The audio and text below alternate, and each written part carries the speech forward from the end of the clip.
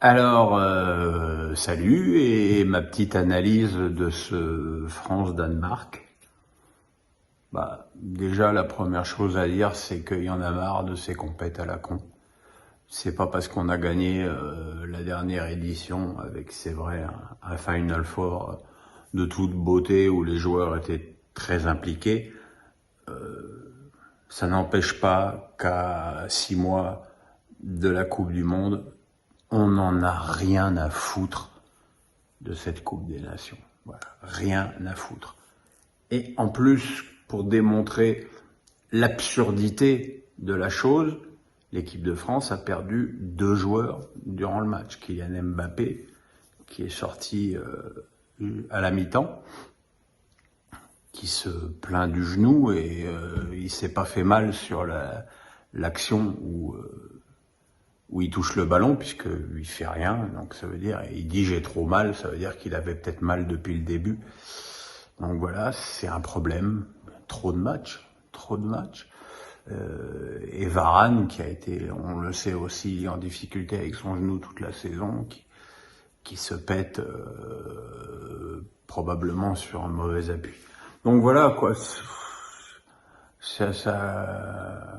Un match qui sert à rien, qui fait qu'on a des blessés. Enfin, voilà quoi.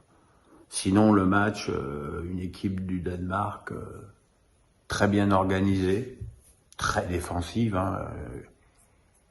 Je veux dire qu'ils aient réussi à marquer 2 buts ce soir relève tout de même un petit peu du miracle vu leurs ambitions offensives. Voilà. L'équipe de France a ouvert le score sur un exploit individuel fantastique de Benzema. Et puis derrière, il n'y a plus grand-chose pour les Bleus. Il y a Nkunku qui a fait une très belle talonnade sur le but de Benzema, a été ensuite très timide. Benzema a disparu de la circulation, donc c'était très difficile pour les Bleus.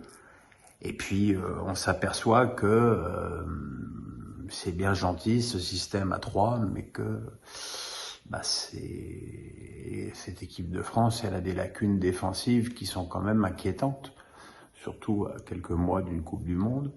Je suis pas persuadé de la cohérence des 2 frères Hernandez. Je suis encore moins convaincu du niveau international de William Saliba. Voilà, et de Koundé qui accumule sortie après sortie les prestations médiocres. Voilà, il y a des soucis défensifs dans cette équipe de France qui va devoir les gommer. Voilà. Et en plus, dans 3 jours, ils vont jouer en Croatie, un autre match à la con qui sert à rien. Mais bon, on sera là, hein? Salut.